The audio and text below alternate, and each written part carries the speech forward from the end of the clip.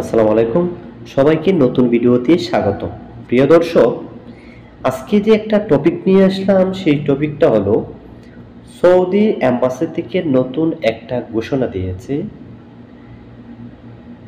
ঘোষণাটা হলো 5 ক্যাটাগরির লোক কোনো ভিসা পাবে না সৌদি আরবের। 5টি ক্যাটাগরির লোক সৌদি আরবে কোনো ভিসা পাবে না। এখন আপনারা 5টি ক্যাটাগরির লোক কি ধরনের লোক, আপনারা এই ভিডিওটা যদি শুরু থেকে শেষ পর্যন্ত দেখেন তাহলে জানতে পারবেন কোন কোন ব্যক্তি ভিসা পাবে না, কি কি সমস্যার কারণে। তো চলুন মূল ভিডিওতে চলে যাই। প্রিয় বন্ধুরা, 1 নম্বর যে ক্যাটাগরিটা রয়েছে সেটা হলো বয়স পরিবর্তন, বয়স কমানো এবং বয়স বাড়ানো পাসপোর্টধারী যাত্রী। 1 নম্বর যে ক্যাটাগরি সেটা হলো বয়স পরিবর্তন যদি করে এবং বয়স যদি পাসপোর্টের কমানো হোক এবং বাড়ানো হোক, সেই ব্যক্তি সৌদি আরবে যেতে পারবে না, সৌদি এম্বাসি থেকে ভিসা দিবে না। 2 নম্বর যে ক্যাটাগরিটা সেটা হলো নাম পরিবর্তন এবং নাম বাড়ানো এবং নাম কমানো পাসপোর্টধারী যাত্রী।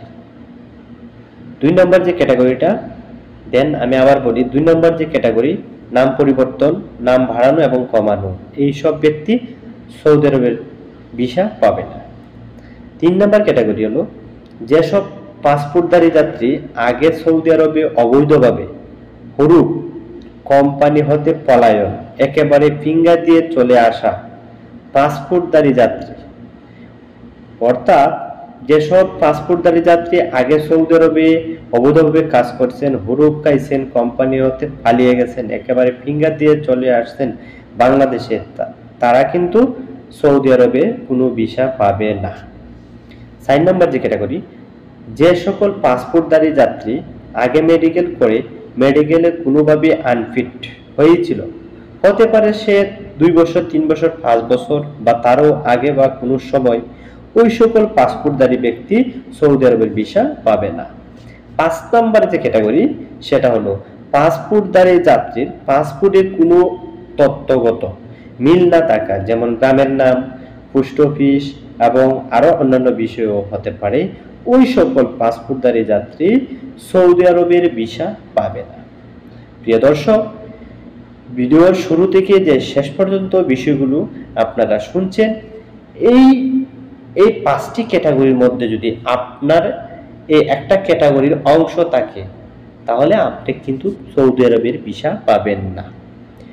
এই যে 5টা বিষয় আপনাদের সামনে তুলে ধরেছি, হয়তো আপনার নাও হতে পারে, আপনার আত্মীয় স্বজন কোনো ব্যক্তি যদি এরকম 5টা ক্যাটাগরির লোক হয়ে থাকে, 5টার মধ্যে একটা ক্যাটাগরির লোক সে লোক ব্যক্তি হয়ে থাকে, তাহলে তাকে সৌদি এম্বাসি থেকে ভিসা দিবে না। তো এতে আপনি তাকে বাধা দিতে পারেন যে না, সৌদি আরবে গেলে আপনার কোনো লাভ হবে না, আর যদিও যান তাহলে এয়ারপোর্ট থেকে ফেরত আসবেন, অথবা আপনাকে ভিসা দিবে না, অযথা টাকা নষ্ট করবেন।